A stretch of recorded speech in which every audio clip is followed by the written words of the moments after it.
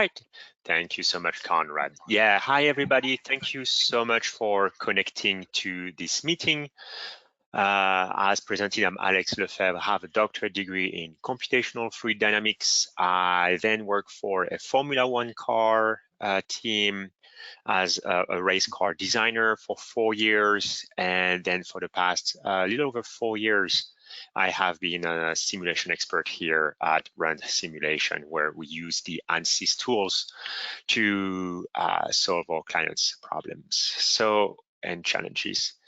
So who are we at Run Simulation? Here on the pictures, I'm the guy in the middle. That's my way too hard. And that's a subset of our engineering team, right? So you can see we're a pretty big team. There's a couple of engineers missing from that pictures. And the fields we cover spans from CFD to structural, electronics, optics, photonics. So we have a pretty large pool of competency, and how that differentiates us from a typical vendors is as follows. We can obviously, sell you guys softwares, but we can also support you in the software sales, because it's just not the same interaction when you can talk to somebody who uses the tool 40 hours a week compared to somebody who only support a sales team and maybe haven't used the tool in 10 years. So that really allows us to offer, consulting services if you need. One of our favorite word is collaborative consulting. It's when, you get started with software and perhaps need, us to hold your hands, etc. We can offer training, and we are allowed to work in all 50 states and Canada. So by and large, we are a software provider, and we can also do consulting and training. Please give us a call if you have any needs or are curious in any of those areas. All right, jumping into it, we have a lot of things to discuss today, and it's gonna get a little technical. So please get your coffee cup and keep your eyeballs open. I will try to keep that really interesting, but keep in mind, right? We're talking about native GPU solver here. There will be a little bit of geekiness happening, and a few technical matters will have to be addressed. So first and foremost, the test setup. The kind of hardware we have here at RunSim is quite amazing. We have a pretty much brand new cluster that use really exceptionally good for CFD Xeon CPUs. So those are pretty much state of the art today. So when we do that comparison of GPU versus CPU speed, we're not comparing that to an i7 from Intel from 3 years ago, right? We're comparing that to a very state-of-the-art CPU-oriented, CFD-oriented CPU, which is that Intel Xeon CPU right here. On the GPU side, we are going to be using a Quadro RTX 8000. It's not a very expensive graphics card. We're talking 5K here, right? And in the end, we are actually going to make conclusion on, apologies here. We're actually gonna make our conclusions on the RTX 4000 as well, which is, I think, a $1,800 graphics card. So we'll be able to address both ends of the spectrums here, a $5,000 investment, a $1,800 investment. One thing to note as well, and that's very important, I cannot stress this enough, a solver doesn't operate at the same speed all the time. What do I mean by that? Iteration 1 through 50 of any simulations are much likely to be 5, 6, 7 times slower than iteration 1000. The reason for this is you're using multi-scale grid simulation in the background, meaning when Fluent is showing you one iteration, well, guess what? It may be doing up to 50 iterations in the background on different grid size, right? And so what that means is one iteration is not always the same amount of time. So for this particular presentation, we converge the simulations and then we run our speed test. So our speed tests are for a converged simulation. And finally, a disclaimer. This is not intended to be precise, super precise or anything like that. This is the big picture presentation and a picture that we are trying to make to make as realistic as we want, right? I'm just an engineer. I put a graphics card inside of my machine. What is the speed I can increase? I'm not doing any IT complicated things here. I just install the latest driver, install a graphics card, run it with the GUI, not with like a program or anything like that. So it's really, I think, would be quite equivalent to what you would see if you yourself do the testing, as opposed to Ansys, who have an amazing IT team that would completely tailor a machine to do GPU testing, both in hardware and software, and then run tests through programs, etc. So it's just a very well-tailored environment for GPU testing, and they are able to achieve, by and large, a bit faster speed that we are seeing here. All right. Why does this matter? And I promise, guys, next slide, we are going to start seeing pretty pictures, pretty data. But before, I need to catch your attention. Why are we even talking about this? Right? Like, we have CPU server, it works fine. Well, let me tell you just a little bit of a story. When I was doing my doctorate degree, we were running simulations that would take overnight to run. And that's 10 years ago. And when I was a master degree of engineering, we were running simulation that would take 2-3 days if they were unsteady. It was very typical. Today, we're talking about simulations that will last just hours. How come CFD has been seeing such a speed increase? And is there more speed coming in the pipeline? Is CFD essentially going to follow the CPU speed increase, which is increasing, by what, 20% every 2 years, those years, so 10% a year? Is that the speed that we're gonna see in CFD? Like, was the golden age already reached and we're just gonna see 10% every year now? And the answer to that is absolutely not. Thanks to the native GPU solver, we are seeing not a small speed bump, but a revolutionary change in the kind of speed you can expect from a CFD simulation. Here, and this is not a rosy number, guys. That number is literally with the $1,800 GPU. We're seeing a 7x speed increase over 4 cores. And those 4 cores, again, are pretty much state-of-the-art Intel Xeon CPUs. And that's what we're talking about. Very little amount of money, very large change in the amount of simulations you can run. Can you imagine if for less than 10K tomorrow you can run 7 times more simulation than you are today? I think that will have an enormous impact on your productivity, on your innovation, on your ability to answer a question within minutes or hours. When your head of department is asking you something and you can say, I'll have your answer next hour, it's just not the same answer than I'll have your answer in 7 hours, which is gonna put it to tomorrow. So we're talking same business day simulation for less than 10K investment for everybody out there that's using 4 cores. Obviously, the picture changes a little bit. If you're already using 12 cores or 36 cores, picture will be a bit different, and we'll try to address all of this. All right, I talked a lot, I talked very fast. I hope it makes sense. And now to the case studies. We're gonna see 4 case studies, and I promised you, in the flyers, a big overview of various physics, various things here, and I think I'm producing that with those 4 case studies. My goal, again, is to provide you with representative numbers, not rosy numbers, not best case scenario. I have no interest in this. As channel partners, we're here for our clients, meaning if you buy the software and you don't see the speed, I'm gonna get in trouble, right? So I don't want to paint the rosy pictures. I want to paint the pictures that I think you would be seeing on your hand if you go ahead and go to Ansys Premium with native GPU solver. My first case is a pretty coarse grid, only 2 million cells. That would be obviously vehicle aerodynamics. The solver, that's important to stress. Today, the solver is only segregated, which means simple, simplec, okay?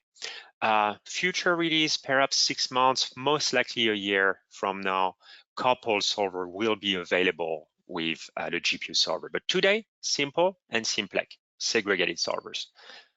Turbulence models, well, will alternate between K omega, K epsilon. They are both supported right now. All right, let's look at the numbers, and please allow me to take my time here. There's a lot of things on the screen that we need to talk about. So much data crunched into one slide. So let me take a minute and first ask Conrad. You guys can still hear me correct? You can still see my screen? Everything is okay here?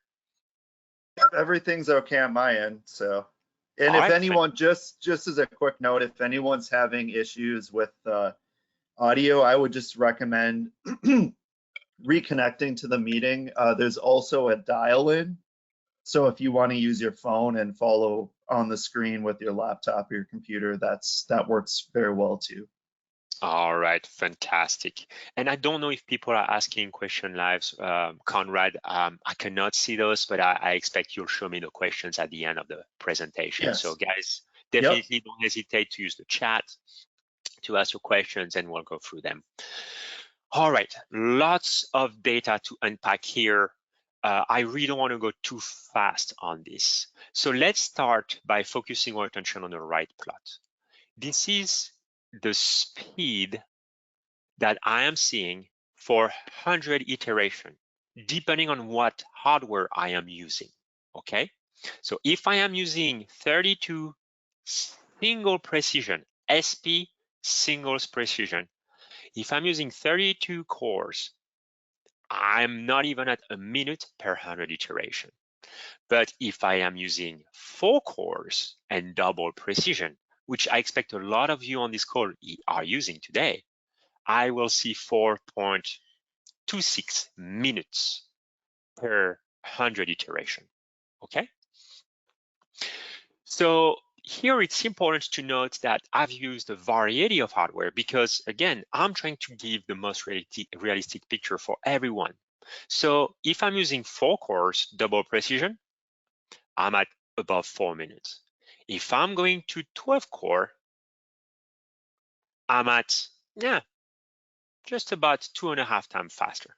If I'm using 32 core double precision, I am another 50% faster, only 2/3 of the simulation time, right? So that's the speed increase you see.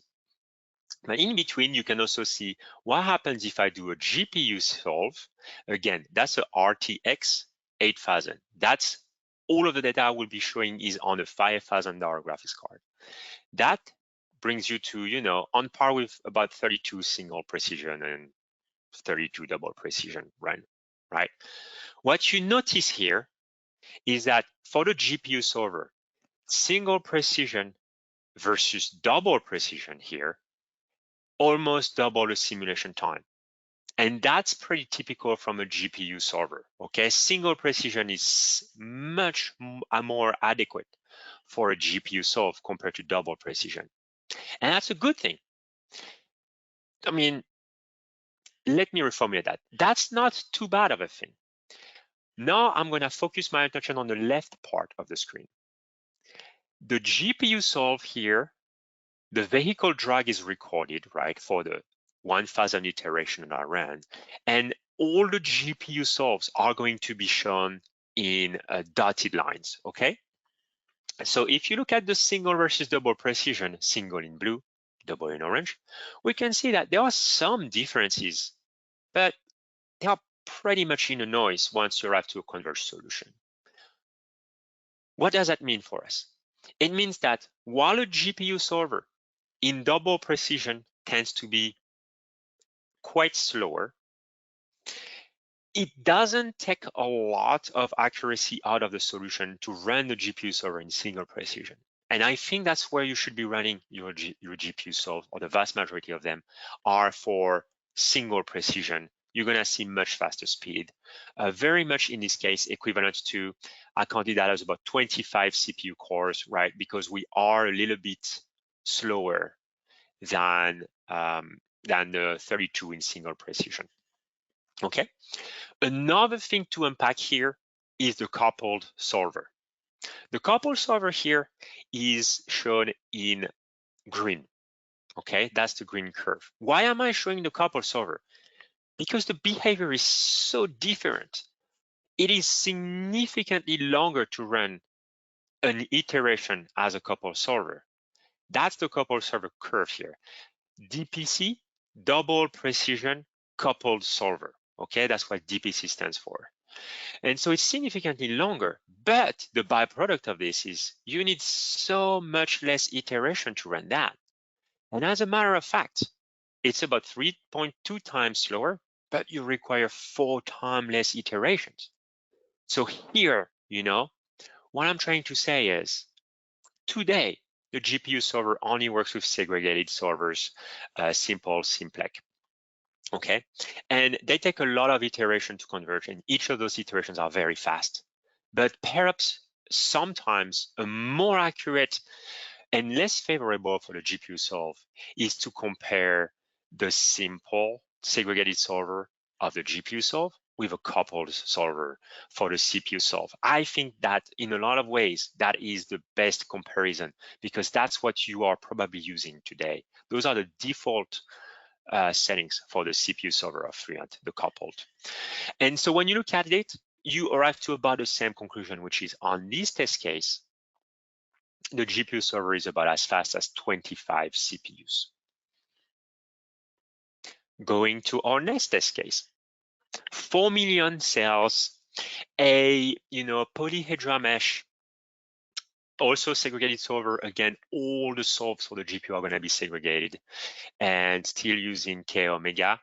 However, here, very important to note, there is a moving reference frame here, and the GPU solver can handle that today.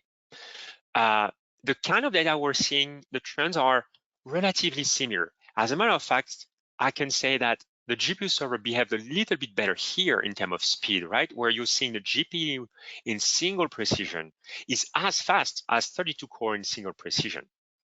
My gut feel is as follows.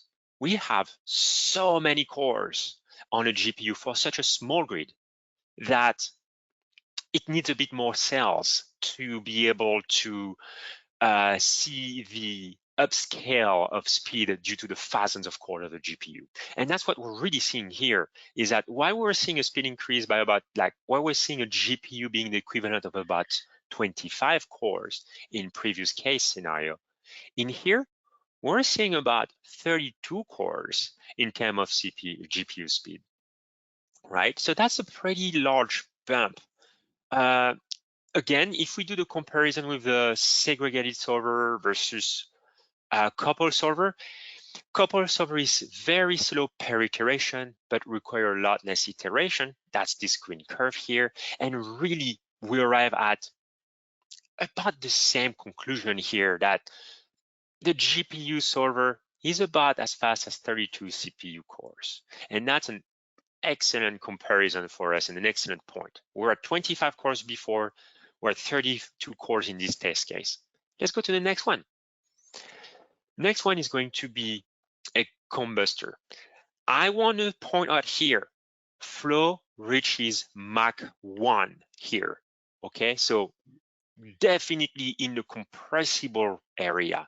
What there is not though is a strong shock wave, okay? So don't go and say we can resolve shock waves well with that solver. I will not go there. This may be coming soon, but it's not there yet.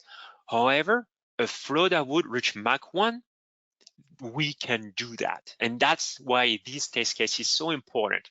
It's also a very large bump in cells. This is 24 million cells. Provided I have 48 gigs of RAM in my RTX 8000, and so that really helped me.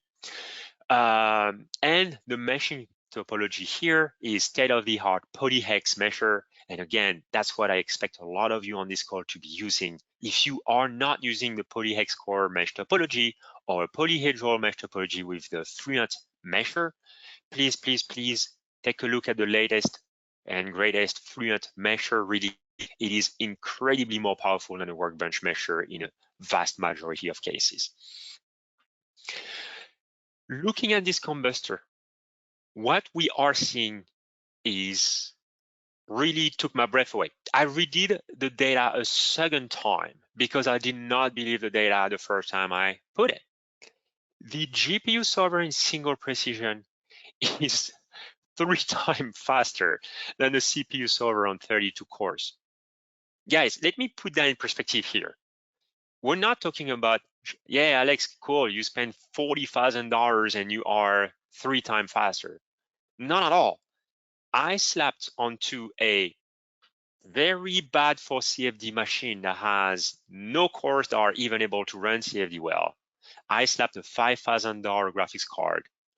I use an enterprise license, which costs $7,000 compared to a premium license. And I'm seeing the equivalent of 90 CPUs in speed, right? If you were to go the HPC pack route, hardware plus software costs would probably take you something closer to $100,000. I am talking less than 10K, 90 CPU kind of speed on that particular test case. Again, I had to redo the data. It is so impressive that I didn't trust it, but it is what it is. It's working incredibly well with, I guess, perhaps the mesh topology matters here. The fact that you have a sufficient amount of cells as well to really unleash those thousands of cores in a GPU are probably key here as well, but really impressive performance here. Our next and last test case is an Exos model. This one is very peculiar. It's quite a large mesh. And by the way, this is really the max I can run on my GPU with 48 gigs of RAM. So what's peculiar with it is look at the variety of mesh topology being used, right? We have hex dominant mesh here. Here we have TET cells. And I think we may even have polyhedra somewhere else. It's just an interesting case for a GPU server and wondering how on earth is a GPU server going to handle that? And the answer is, well, again, pretty well. Here is the GPU in single precision in comparison to 32 core. And we're able to, on a very large case, 33 million cells, run 100 iteration per, let's call it 8 minutes, right? And if we look at the plot on the left, it takes, depending on how accurate you want to get, right? I think we can certainly see how 1200 iteration was good. But if you only are looking for, rough order magnitude, you could run 600 iteration on your GPU solve. That would set you back 6 times 8, a little bit less than an hour, about 50 minutes of solve time for 33 million cells. That is really impressive. And again, one could go into the details and look at the data and say, hey, there's a little bit of differences between the solution from the GPU server on this case and the CPU servers, and this needs to be investigated, and that is correct. I would agree with that. There's a little bit of a different simulation of a different results here that we are not seeing on the other cases. We're much closer on the other cases. So I would say for that particular case, incredible speed again, very small difference in terms of solution, but noticeable. And so for those of you who work to the last 1, 2, 3% accuracy, that will matter to you. If you are more interesting into the big picture and you want that fast, you will not care about that kind of change. So here the big picture is small but noticeable difference in terms of solution from the GPU server, and it's equivalent to 70 CPU in terms of runs. All right, going to our last few slides here, and then we'll open the floor to questions. Limitation and upcoming features. Again, the goal here is I do not want to paint a rosy picture at all. That is not my goal, because I think when you paint rosy pictures to people, then you may make an investment and not see the return that you want to. And my goal as a channel partner is to support your growth, make sure you guys are successful, make sure you're making informed decisions. And every time you're spending dollars on a simulation solution, you have to have a return on that. So I'm trying to give you a full picture of what's going on here. There are limitations that I have hit quite often. And I want you to be aware of those so that if and when you elect to go to the GPU server, you're doing so knowing the full pictures, that essentially this is a new server and it comes with a little bit of limitations, right? They don't have everything right just yet. But I think if you are someone who enjoy working at the state of the art, if you are someone that needs the speed increase, I do, and if you are someone that doesn't fall within those few limitations that we're going to discuss, this is probably an exceptional development for you. Stress on exceptional. This is not a small change. This is up to 90 times the speed increase for less than $10,000. Let's call it 45 times. I'll explain why. So up to 45 times speed increase for less than $10,000. Limitation. All right, so today only the segregated server is available. And I'm gonna read that with the last comment. The first, second, and last comments work together. The GPU coupled server is coming in a future release. And what you will see is an increased memory usage. And GPU tend to not have, a lot of memories. When you're in a cluster environment, I have 1 terabyte of memory if I want to. I just need to unlock 128 cores and I will have access to 1 terabyte. You'll be hard pressed to find a GPU with 1 terabyte of memory today. So that means that the kind of case you're gonna run on a GPU server is gonna be less in terms of mesh size typically than what you will run on a CPU server. So just be aware. And the big rule of the thumb, I would say, is very, very, very, very safe. You can run half the cells compared to your memory, meaning 24 million cells for 48 gigs of memory. Okay, that's very safe. And 2/3 is a bit more realistic. That's what I have seen. So the last is that the couple server really is my favorite server in terms of how robust it is. You can throw almost anything in a couple server, it will converge. It doesn't care. And when it converges to one stable solution. Look at this green curve here. No oscillation. Look at the green curve here. Minute oscillation. Look at the green curve here. No oscillation. Look at the green curve here. No oscillation. The segregated server converges to something that's more typical to what I call a pseudo transient, right? Which means there are vortices in that flow, so the drag is evolving with respect to time. This is not a time-dependent simulation. This is just CFD capturing those vortex and the shadings of them and telling you that affects the drag. The couple server tends to say, hey, the vortex shed, but that's the average drag I'm expecting. So they do provide us a different solution with a more oscillatory pseudo-transient solution for segregated and a more average solution for coupled. And my preference is coupled because then I get one number, it's easy to interpret, and it's very robust. So you took all of those comments into account and you say, wow, it would really be great when that coupled server comes in a GPU server so that you have access to the coupled server there as well. All right, now let's go on to the hicks here. Not all reports are accessible at runtime. For instance, if you want to do mass flow rate, you can. You want to do pressure area average of pressure, you can. You want to do mass flow average of pressure, you cannot. I have a full list of reports accessible at runtime. At runtime means you can plot the graph during the simulation. All reports are available after the run. You have access to all the reports, but during the run, you won't be able to plot things like volume average of something. It's just not implemented.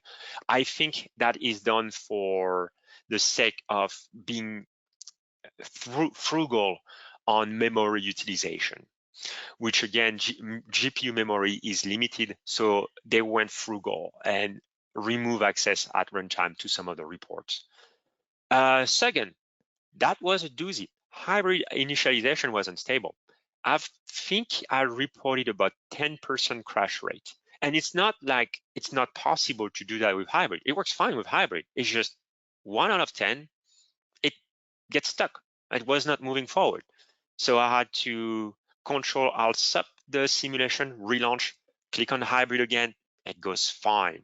A 10% crash rate in my experience is too high. That will create a little bit of friction. So just know the hybrid initialization, it can crash 10% of the time reported on my hand. If you can live with that, great. If you cannot live with that, do not go to the GPU server. It is not for you. Next one, a doozy depending on what field you work on. There's no pressure file field boundary conditions. For those of you who are doing rocket design, external aero of rocket simulation, external aero of aircrafts, etc., most likely you use a big sphere, around your rocket or your airplane, and then the pressure file field is amazing. You just say, I'm at Mach 0.6, and the angle of attack is 5 degrees, and then the next simulation you're at Mach 0.7, the angle of attack is, 7 degrees, and now I'm going to put a yaw of 3 degrees, etc. This pressure file field boundary condition is amazing for those people working in those realms, typical of aircraft design or typical of rocket design. Well, you don't have access to it. And so that means that you probably have to do a tunnel type of simulation, very much like we're seeing for the vehicle. You put it in a tunnel, it will work, but it's not as good as just having access to a pressure file field boundary condition. So hopefully this is coming, but it is not here yet. Next one, GPU server took up to a minute, and actually very often it took a minute to set up in addition to the typical initialization time, right? So why does this matter? Well, a lot of those simulations, that can be done in like an hour time or 30-minute time. Well, that's not including that 1 minute, right? So it's just part of the picture that initialization time also have to have about another minute to initialize the GPU server. So your initializations are going to be a little bit longer with the GPU server. And finally, this one, I'm not an IT person, but what I notice is, when you work on a machine and you have other people connecting to the same machine, when you are with the CPU solve, typically you're okay, unless the other person is running an active run there. You won't see a lot of speed decrease. But with the GPU, that was more unpredictable, meaning even if somebody had a simulation loaded and is using the same machine as me, if I try to run a GPU speed test, I may be running at half the speed I should be seeing, right? So it's just more affected if you're in an environment where you share a machine, you share a GPU with other users. It seems to be more affected, the simulation speed, by these kind of things than a CPU solve would be. And so the workaround is kick your coworkers out if you're seeing bad speed, which is what I did to be able to report as accurate speeds as I could. All right, I really took a lot of time here on this slide. I really wanted to stress the limitations. I do not want to paint a rosy picture here because that would do everybody on this call a disservice. And there we go, conclusion and last slide. All right, so the findings. We have found that a Quattro RTX 8000 is equivalent to 25 to 90 CPU cores. All right, Ansys estimate was 120 to 200. I think that's a bit optimistic, but maybe they're comparing that to less powerful cores because our CPU cores and our RAM memory are blistering fast. And so, that can explain some of the discrepancy. The lower end here for us is we were running on very small simulations. 2 million and 4 million cells were showing the least speed up. And so perhaps that's the case, right? Like if you have a very large GPU, and you're running only 1 or 2 million cell cases, you're not going to get as much of a speed up. I think maybe the right conclusion here. Extrapolating my results, the Quattro RTX 4000, that's not the one we're using. We're using the 8000. The 4000 is the largest GPU that can run without HPC license. okay? Again, HPC licenses are expensive. They are useful, incredibly useful, but they are expensive. They are about $27,000 a pop for paid up. You can lease them as well. That would take you a lot less money every year, but about 27K paid up, right? That would be year one price. Every year after that would be much cheaper, but it's a big ask. And so I am here making the business case of, if you don't have those HPC licenses today, perhaps you don't need any. You would buy a RTX 4000.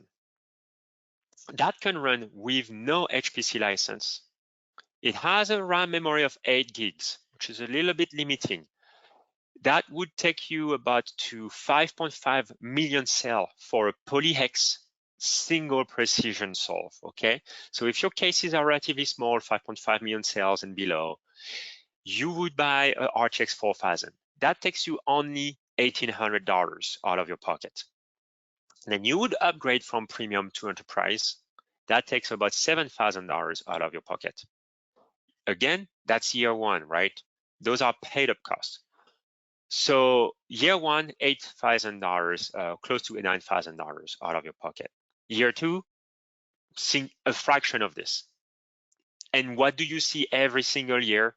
7x increase. And by the way, that 7x increase is as follow. I took the average of this. So I took the small case that didn't have a lot of speed increase. I took the average of these numbers, and I took into account that the RTX 4000 is about half as fast as the RTX 8000.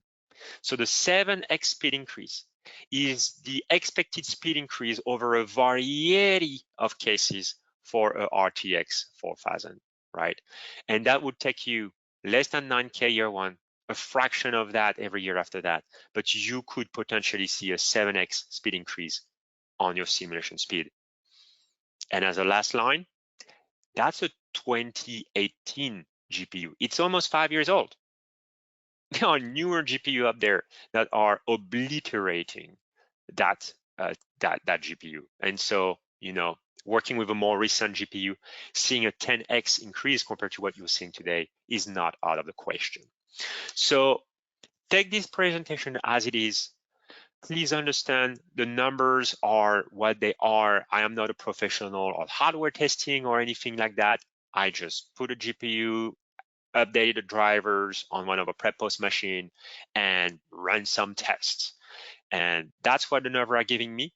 I'm a little bit more pessimistic than what Ansys is at, but I think overall we're seeing the same picture, and the picture is clearly the GPU server speed are in some instances breathtaking. Revolutionary is the word. This is not a small jump compared to previous technology. This is a game changer. And that game changer comes with limitations. It's not perfect by any means, but it certainly is an area of focus of Ansys. And my expectation is very fast, very, very fast indeed. We're gonna see a lot of our clients jumping to GPU solve. And as a matter of fact, probably the entirety of the CFD community jumping to GPU solve, or at least a large portion of the CFD community jumping to GPU solve in the next couple of years, just because this kind of gain for this kind of dollars, that is unheard of in any software around that would be doing CFD. All right, thank you so much for listening to me blabbering about GPU solvers for 45 minutes. And let's get to the questions. Yeah, there's no restricted data on that particular presentation. All right, fantastic. So surface roughness settings. I believe I didn't test it myself, but I believe the surface roughness is accessible through the GPU solver. So you should be able to go ahead and turn that on or off as you please. All right, next question. Yes, do we think? Go ahead. Go ahead. Do we think the divergence between the solvers is because of different cell types used? I think they're asking about the oscillation versus the CPU with HPC.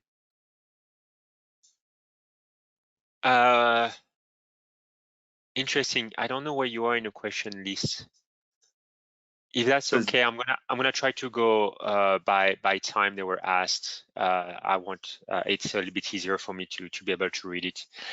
We will be providing a recording for this presentation so that you can go and review that for sure.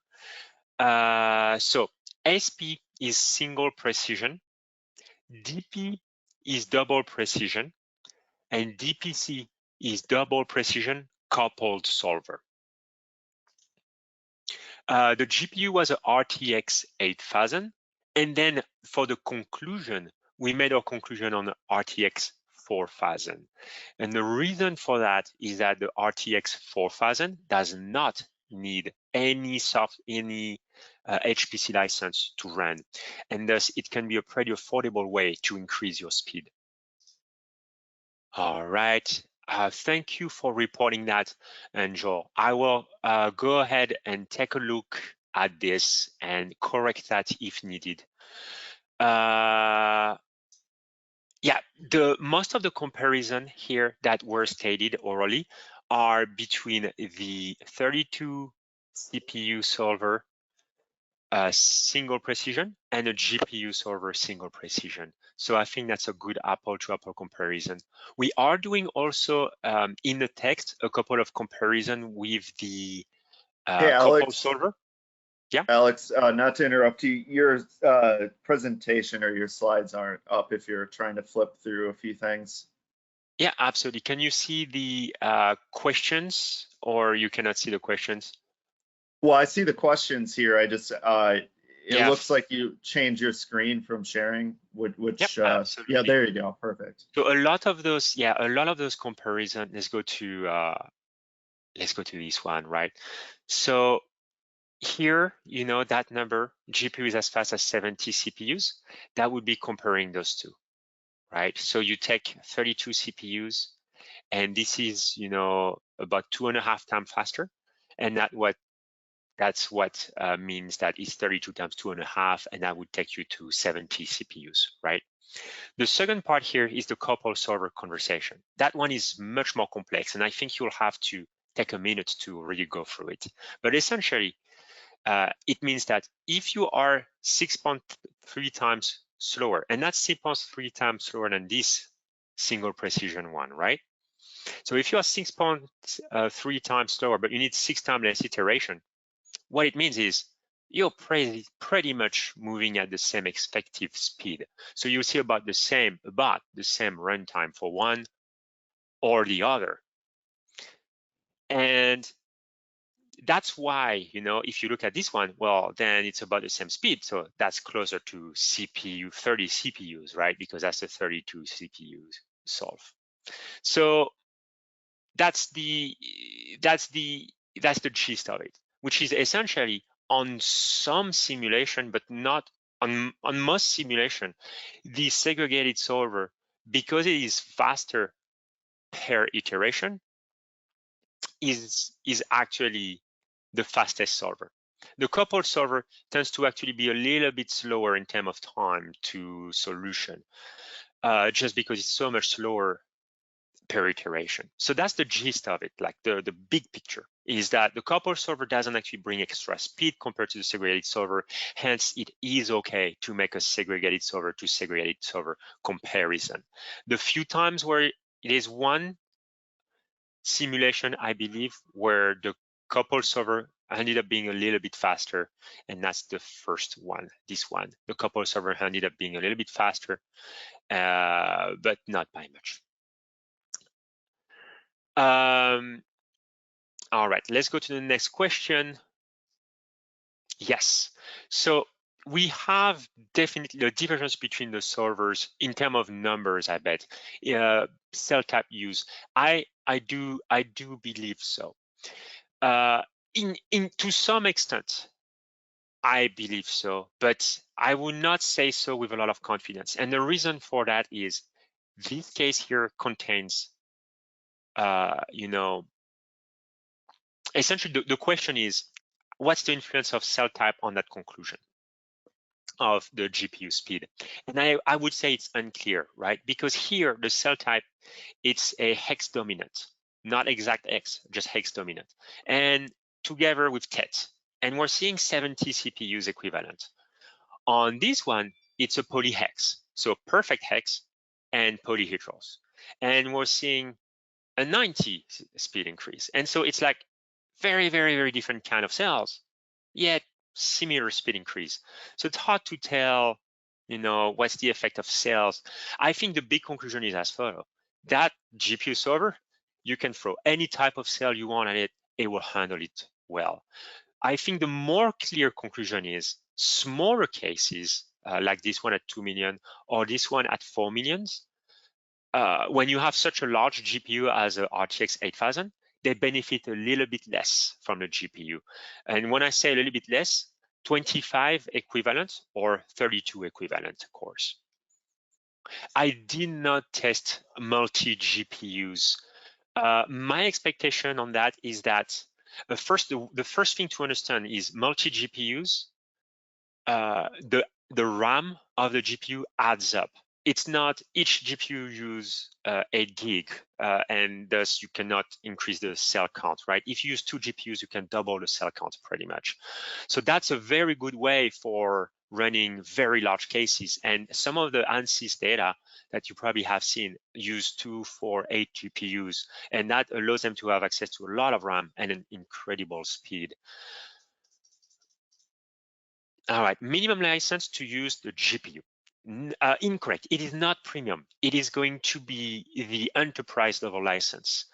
It is about $7,000 paid up increase compared to the premium license. And then every year after that is just a maintenance fee. That is a bit different. So probably, maybe a couple of $100 or $1,000 every year after that, something around those lines. So again, GPU server needs enterprise license, and we can upgrade you to enterprise license if you want to test that. How does one determine if a GPU requires an HPC license or not? That's a very good question, John. Actually, I have a great slide to answer that. By default, the GPU server can use 40 streaming multiprocessors. If you take a look at this column here, those are the number of streaming multiprocessors in a GPU. To say something very simplistic, the more SMs you have, the larger and more powerful your CPU is. Anything below 40 does not require an HPC pack. Anything above 40 requires an HPC pack. And so that will be summarized here. The RTX 4000, by the way, to which we make our conclusion on, does not require an HPC pack. All right, let's continue that conversation with the next question, which is, how does one determine if a GPU requires an HPC license or not? My apologies, that's the one we just went. Yes, you are correct, Clément. I did not show GPU double precision calculation because I ran out of RAM. If you remember, those test cases were 24 gigs is the first case where I ran out of RAM for a double precision solve. And so by deduction, the 33 million cells as well, I ran out of RAM. For these 24 million cells, I was actually using about 75% of my GPU RAM. So 75% of 48 gigs. And so the double precision would have probably required about 60 gigs of RAM. It's about 1.5 times heavier on the memory to run double precision, okay? And so that's why my big rule of thumb here is you will almost for sure be able to run in single precision cases that are half your mesh count. But to be a bit more specific, in the sets that I have on an 8 gig GPU, you should be able to run up to 5.5 million cells of polyhex, single precision. So that's like the rule of thumb. If you want to go really fast, half the memory, single precision is good. If you want a bit more detail, that's the line for you. And to keep the big picture here, double precision is great for, it's a little bit more stable, typically a sovereign double precision. So it may slightly more, and it's also slightly more accurate. So a little bit more stability, but that's marginal. A little bit more accuracy, and that may or may not be marginal. If you are doing, drag simulation and you need that drag within 2%, yeah, double solver is your friend. If you need that drag within 5%, 10%, doesn't matter because you're not talking about a lot of changes. When I run the single precision, double precision here, you can see right that the answer is in the noise at the end. And on the next one, actually, I have single precision, double precision right here. And on this particular case, it's not even in the noise, it's imperceptible, the difference between single precision and double precision for the GPU solver.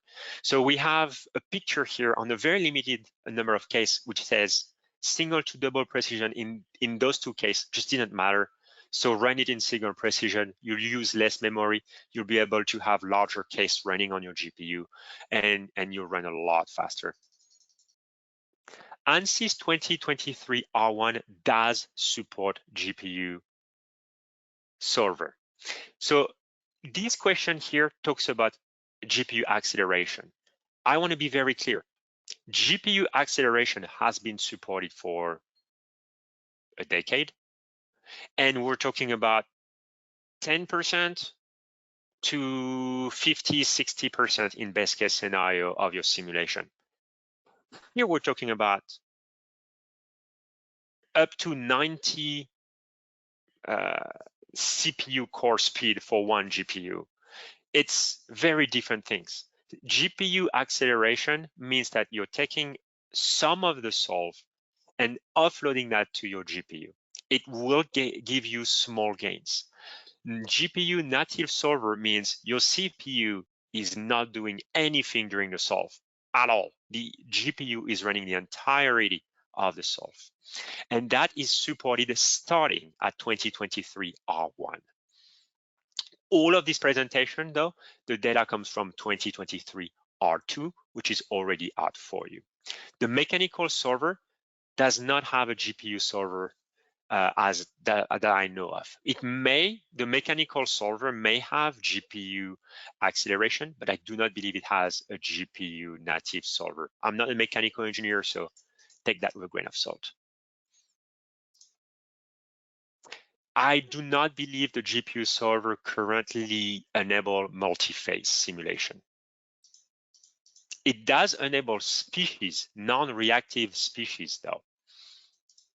So yes, again, confirming Fluent version is 2023 R2, and all of the data is on an RTX 8000, a single RTX 8000. Only the conclusion talks about the RTX 4000, and that's because it's an easy to do projection. It's half the speed of the RTX 8000, and it does not require an HPC pack. So I think that's a very logical path for a lot of people on this call.